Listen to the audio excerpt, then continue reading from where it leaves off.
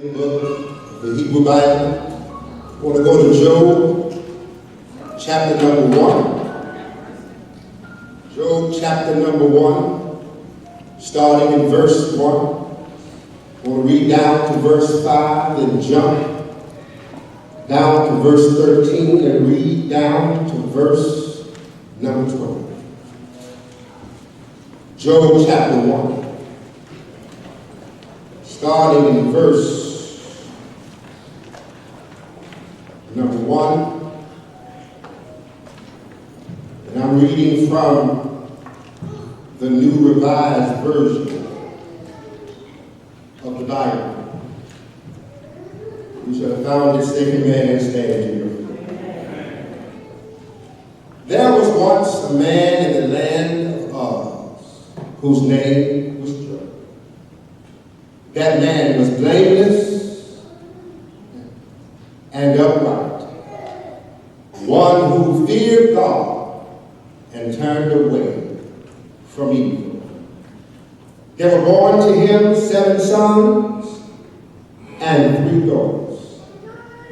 He had 7,000 sheep, 3,000 camels, 500 yoke of oxen, 500 donkeys, and very many servants, so that this man was the greatest of all the people of the East.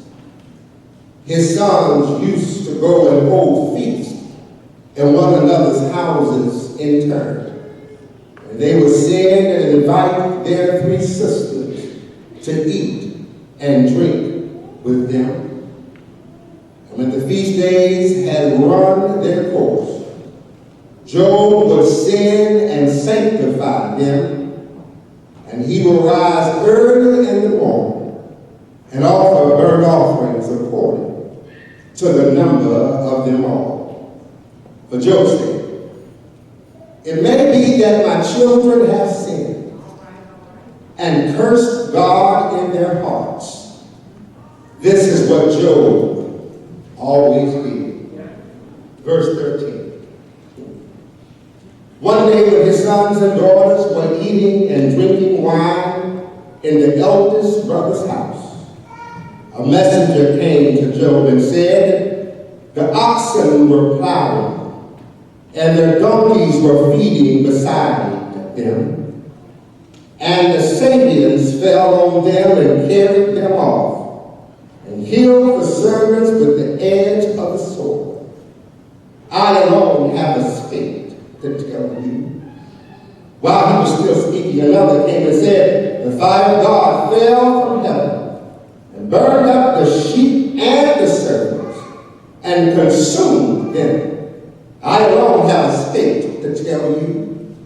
While he was still speaking, another came and said, "The Chaldeans formed 3 columns, made a raid on the camels and carried them off, and killed the servants with the edge of the sword. I alone have escaped to tell you." While he was still speaking, another came and said, "Your sons and daughters were eating and drinking wine in their eldest brother's house. And suddenly a great wind came across the desert, struck the 4 corners of the house, and it fell on the young people, and they are dead. I alone have escaped to tell you." Verse 20. Then Job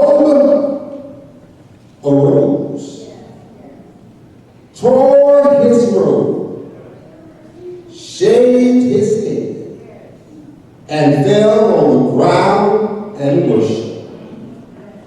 Verse 20 again. Then Job arose. I want to stop right there. This morning I want to preach from the subject, navigating life's sharp turns. Navigating life's sharp turns. I wish you'd turn and tell somebody, neighbor, every now and then, life takes a turn that you're not looking for. Turn and tell somebody else, neighbor, that's just how life is. You've got to be ready to navigate sharp turns. Give God a praise in this house. Life's sharp turns. Have you ever heard of the phrase, dead man's curve?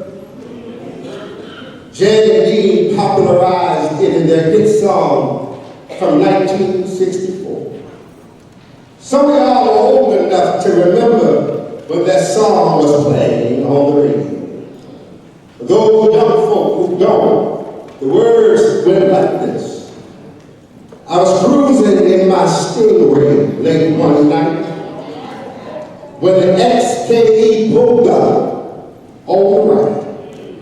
He rolled down the window of his shiny new jacket and challenged me then and there to a drive. I said, you're wrong, buddy. My meal's running fine. Let's come off the line now at Sunset and Vine. But I'll go home, you want better if you got the nerve. Let's race all the way to Dead Man's Curve. Dead Man's Curve, no place to play. Dead Man's Curve, you best keep away. Dead Man's Curve, I can hear him say, won't come back from Dead Man's Curve. Speculation has existed concerning the exact location of Dead Man's Curve. Some say it's the intersection of Sunset Drive in Whitaker in Hollywood, California. Others, however, suggest it's referring to a stretch on Evans Road going westbound. It is a dangerous stretch of road, and quick and immediate correction must be taken to avoid a fatal crash. And unfortunately, many are not able, hence the name Dead Man's Curve. All over this country, there are stretches of road which claim many lives each year because of the sharp turns that come as if it were from out of nowhere, requiring immediate adjustments that many just cannot make. Beloved, I haven't come to talk about roads necessarily, and I want you to know that sharp turns are experienced by us all. Sharp turns serve, at least in this sermon, for metaphor for the unexpected. The unexpected happens to us all, does it not? Routines are interrupted. The unexpected shows up. You know what I'm talking about, don't you? That call from the doctor, that knock on the door, that letter in the mail, the unexpected. There is no need to talk about how to avoid these sharp turns. Such talk is a waste of time. For in life, you will have many sharp turns. The question is not how to avoid them, but how do we navigate them? To give insight to the navigation of life's sharp turns or the unexpected, I turn to a familiar story, the story of Job. And for those of y'all who keep it record, yes, I've been here before. The Bible students ought to know that the word is like a multifaceted jewel. When you hold it up and twist it just one direction, you see a whole nother angle that you haven't seen before. The narrative begins in chapter 1, verse 1, with the picture of picture of a brother who was complete in every way. In Hebrew numerology, 10 is the number of completion. And I want you to look at verses 1 and 5 through 5 and see all the 10s that show up in our text. Notice, Job had 10 children. Job had 10,000. That's 10 times 1,000 sheep and cattle. Are y'all here? Job had 1,000. That's 10 times 100 oxen and donkeys. Job had it all. Children to secure his future, wealth to provide for his needs, and a faith in God that was about to be tested. Come on down now to verse 13. You notice the steady travel and the straight road comes to an end. Job finds himself in a sharp turn. Suddenly, he is dealing with the unexpected.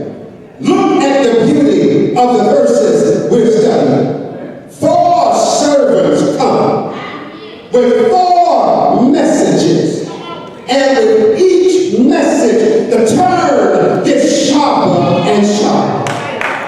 Notice how the 4 messages alternate between human violence and natural disaster. The oxen were plowing and the donkeys were feeding. They were taken. A fireball fell from heaven. Servants and sheep taken. The camels, every one of them, taken.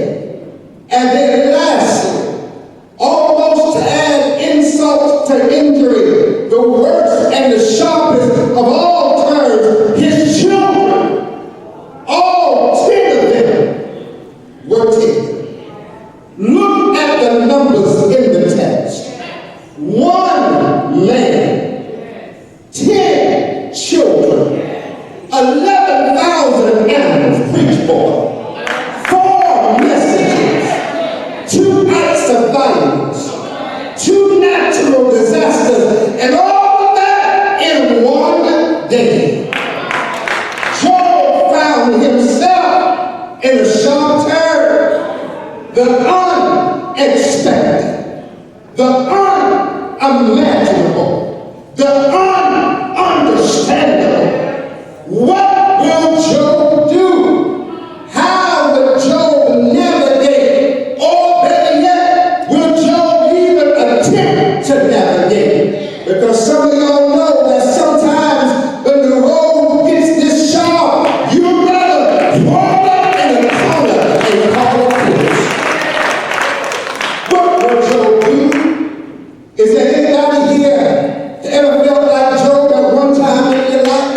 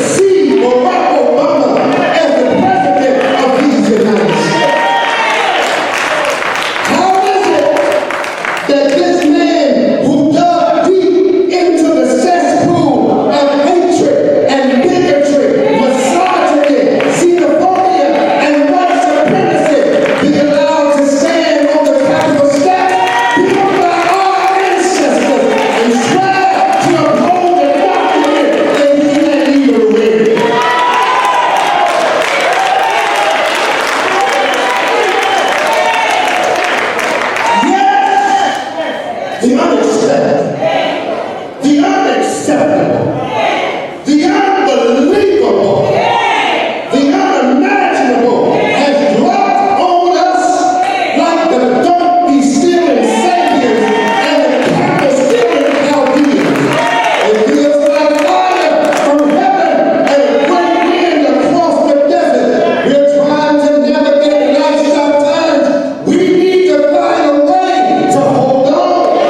We need to get some understanding on what to do, and we need it right now because some of us are at the point we're about to go crazy if you don't get a word right now. Tell somebody I need to get a word from the Lord. So we come to church and pray like everything together, but is there anybody here that woke up this morning and told yourself, I need to hear a word from the Lord? I don't care who's sitting next to me. I don't care what you got on. I don't care who you came in with. I don't care what you're driving. I don't care what you say.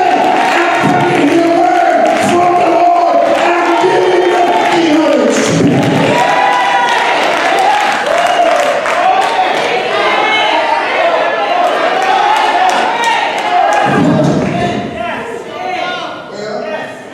We'll be wise to take our cue from Brother Job. When confronted with the unexpected, the Bible says that Job arose. Y'all listen. I don't need to go any further. Normally, we get to verse 20, and we talk about Job arose and he tore his robe and shaved his head and worshiped. But I want to tell you, those last three could not have happened if Job didn't make a decision to get up. That's what Job did. Job arose. Job stood to his feet when life knocked him to the ground. Job arose.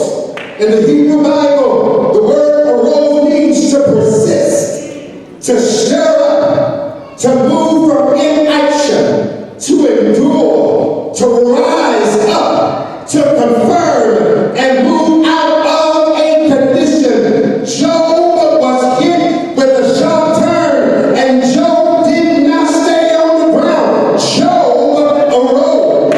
This speaks to a spirit of determination that manifested itself just in time. Job arose. That's how he navigated the sharp turn in the road. That's how he dealt with the unexpected.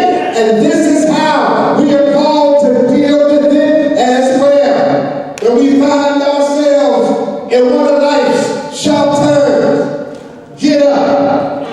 When we are confronted by the unexpected, learn how to persist.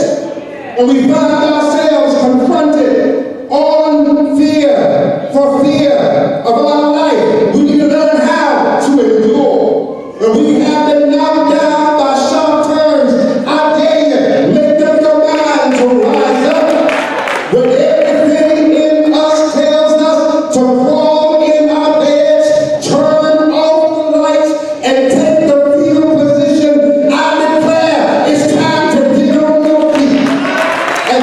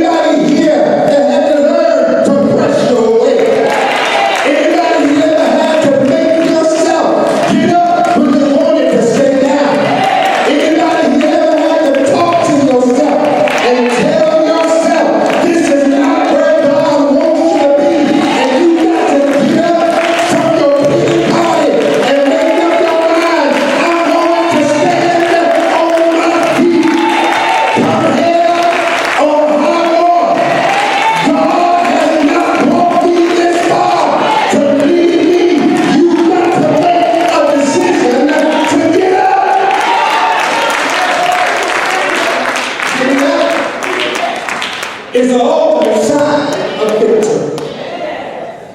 That after everything that's come your way, you still got the nerve to get back up. Y'all not gonna help me. I'm going on from myself now. Y'all remember the movie Rocky? And y'all remember how in the first Rocky, Apollo Creed was beating him down. But every time Rocky hit the mat, he dared to get back up. He knocked him out again, but he got back up. I want to tell you, when you learn how to get back on your feet, that's how you get the victory. Victory never showed up to somebody lying on their back. When you can look at your circumstance, preach for, and tell yourself, get up, you can get the victory. Tell somebody, I'm going for my victory. I haven't come this far to lose right now. Tell somebody, I'm going to get my victory. That's why there's some folk that looked at you funny on that job. They thought you were quit by now. But here you come.